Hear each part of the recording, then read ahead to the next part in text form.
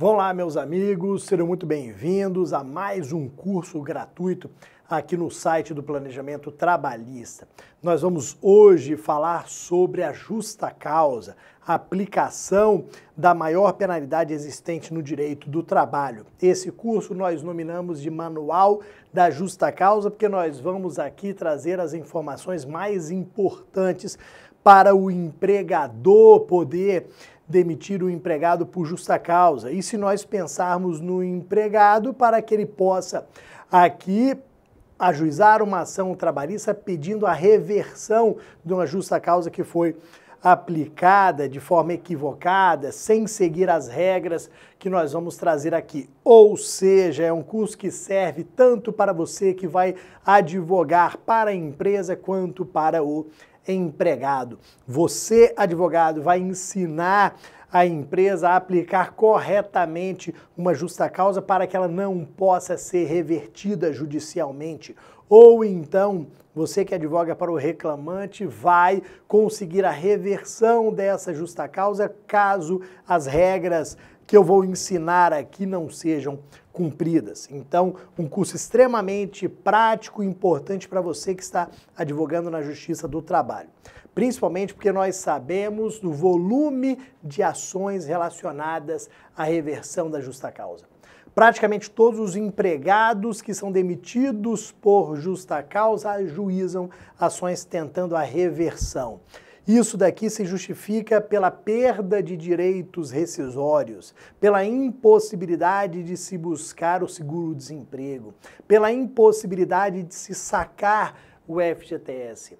A perda de direitos rescisórios acaba motivando o ajuizamento de ações aqui buscando a reversão. Então vamos começar aqui, teremos várias aulas pequenas, específicas sobre aquele determinado ponto e essa primeira aula introdutória nós vamos falar sobre as hipóteses legais e as regras que devem ser seguidas para a demissão por justa causa.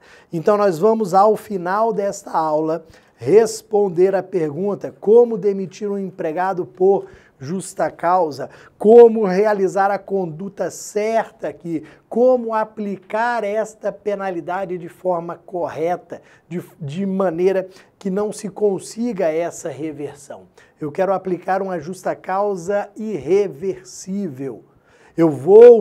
Pode até ser que esse empregado ajuize uma ação trabalhista, mas eu, advogado da empresa, vou demonstrar por A mais B que aquela justa causa ela foi correta, ela foi razoável, que aquela hipótese estava prevista em lei.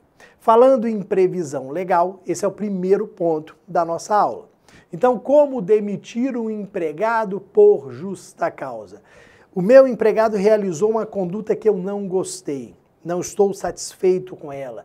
Acho que foi um absurdo. O empregado foi e se atrasou muito. Segundo dia de trabalho é a segunda vez que ele chega atrasado. Ele chegou atrasado ontem no primeiro dia, chegou atrasado hoje no segundo dia. Eu acho um absurdo isso. Consulto o meu advogado se eu posso aplicar uma justa causa a ele. O meu advogado vai falar o seguinte: Bruno, calma. Por quê? Para aplicar a justa causa, nós temos que verificar se aquela conduta que aconteceu no dia a dia, ela está prevista ou não em lei.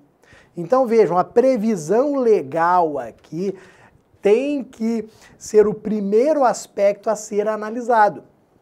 A justa causa, ela só pode ser aplicada se tiver previsão legal. No artigo 482 da CLT, nós temos as hipóteses legais de justa causa. Neste caso aqui, do atraso nos 2 primeiros dias de serviço, o meu advogado vai responder o seguinte: Bruno, calma, não dá para aplicar justa causa ainda. Esta situação, claro, você não está satisfeito, você acha um absurdo, você está vendo que já vai ter problema com esse empregado. Mas essa hipótese que nós temos hoje, 2 atrasos nos 2 primeiros dias, não caracteriza justa causa. A gente não tem esta situação prevista em lei. Claro que, se os atrasos continuarem, a gente vai conseguir caracterizar, só que hoje, com 2 atrasos, não. A gente até já vai entender um pouquinho disso daqui. Tem uma hipótese que está lá no artigo 482 da CLT, chamada de desídia. A gente vai conversar um pouquinho mais sobre isso depois. Mas você tem ali a desídia. A desídia é o quê? O desleixo, é o desinteresse, é aquele empregado que faz tudo de qualquer jeito, aquele empregado que vive chegando atrasado, aquele empregado que vive faltando sem justificativa. Ele é um empregado desleixado, desinteressado, desidioso. Mas vejam que eu não consigo, neste exemplo das 2 faltas nos 2 primeiros dias, eu não consigo caracterizar o meu empregado como desidioso. É muito cedo ainda. Nós precisaríamos de mais faltas, de mais atrasos, precisaríamos aqui de penalidades aplicadas antes dessa justa causa. Então, eu tenho que aplicar advertências, suspensões, para depois chegar à minha justa causa por desídia. Por isso que neste exemplo específico eu falei, não, ainda não tem essa possibilidade, ok? Agora, digamos que vem um empregado, falta, sem nenhuma justificativa. Ué, por que o João faltou? Por que a Maria faltou? Não sei. Vamos ver se amanhã ele aparece. Aí, amanhã, João comparece, amanhã Maria comparece, e aí traz um atestado médico. Ah, eu estava passando mal, fui internado aqui, estava atestado médico. Tudo bem, até aí não tem problema nenhum. Só que daqui a pouco vem o gerente da empresa com um print. Olha aqui, ó. Olha o João, empregado que estava passando mal ontem aqui. Olha onde é que ele estava. No hospital? Não, olha aqui, na praia. O camarada faltou, foi para a praia, postou nas redes sociais, esqueceu, aí depois veio com a história do atestado médico. Isso é um atestado médico falso. É um atestado médico que não retrata a realidade. Falso. O fato dele ter apresentado um atestado médico falso vai caracterizar a justa causa? Ah, foi a primeira vez que ele fez isso, foi o primeiro atestado médico falso que ele apresentou. Já é justa causa? Já. Neste caso aqui já é justa causa, que é o ato de improbidade. Este empregado, ele está sendo o quê? Desonesto. O ato de improbidade é o ato de desonestidade. Ele está sendo desonesto quando apresenta um atestado médico falso. Não precisa de reiteração. Vejam que no caso dos atrasos, das faltas, você precisava de uma reiteração. Precisava que isso acontecesse algumas vezes. No caso do atestado médico, não. O atestado médico falso é ato de improbidade na primeira vez. Vai ser a primeira e única vez que ele vai apresentar esse tipo de atestado. Por quê? Eu estou demitindo mesmo por justa causa. Esta hipótese está prevista em lei? Sim, está prevista no artigo 482 da CLT, a linha A, que é o ato de improbidade. Então percebam que a conduta que foi praticada, ela está prevista em lei. Ela é uma situação que está prevista em lei. Então esse é o primeiro ponto aqui. Olha a conduta do empregado. Vejam se é uma situação prevista em lei. É sim. Está lá no artigo 482 da CLT. Beleza, já é um caminho. Eu não vou concluir o meu entendimento aqui falando, é justa causa, vamos aplicá-la. Não, é o primeiro passo. Então, o atestado médico falso foi apresentado. Isso é ato de improbidade, está previsto no artigo 482 da CLT. Perfeito. Só que isso não é o único elemento, é o primeiro. Porque imagina o seguinte, esse atestado médico falso foi apresentado mês passado. Desde o mês passado eu já sei que ele é um atestado médico falso. Aí eu venho este mês, ou seja, um mês depois e aplico a justa causa. Correto? Não. Apesar da situação estar prevista em lei, a justa causa, ela foi errada. Ela foi errada porque passou tempo demais. Eu não apliquei a penalidade de justa causa de imediato como eu deveria. E a penalidade tem que ser de imediato. O fato de ter passado um prazo razoável aqui vai me impedir de aplicar esta penalidade. Se eu sou advogado da empresa, eu falo o seguinte, ó, esquece, não aplica justa causa. Se você não quiser mais o empregado, demita sem justa causa, mas você não tem hoje como aplicar a justa causa de um fato que ocorreu mês passado. Principalmente porque desde o mês passado você já tem ciência daquela situação. Você já sabe que é um atestado médico falso desde o mês passado. Então esqueça, não aplique a justa causa. Se você aplicar a justa causa, há uma fortíssima chance dela ser revertida em juízo e aí você perder mais dinheiro ainda. Então essa seria a minha visão aqui como advogado da empresa. Tá bom? Então percebam, a primeira situação que você vai analisar é se aquela conduta ela está prevista ou não na CLT. Depois você vai analisar se foram aplicadas penalidades anteriores. Vamos ver se foram aplicadas penalidades anteriores. Isso porque algumas hipóteses previstas no artigo 482 da CLT demandam, necessitam desta reiteração. É o caso do atraso. Vamos comparar aqui atestado médico falso com atraso sem justificativa. Atestado médico falso não precisa de conduta reiterada. Como eu falei para vocês, é uma vez só. Apresentou uma vez só, você já tem ali a caracterização do ato de improbidade. Já tem como demitir, está caracterizada a justa causa. Não precisa de reiteração. Eu não preciso ali aplicar uma advertência para depois no segundo atestado. Não, nada disso, ok? Agora, nos atrasos sem justificativa, nas faltas sem justificativa, eu não posso aplicar a justa causa pela primeira vez. Porque pensa o seguinte comigo, você nunca errou em nada, você sempre cumpriu todas as suas obrigações.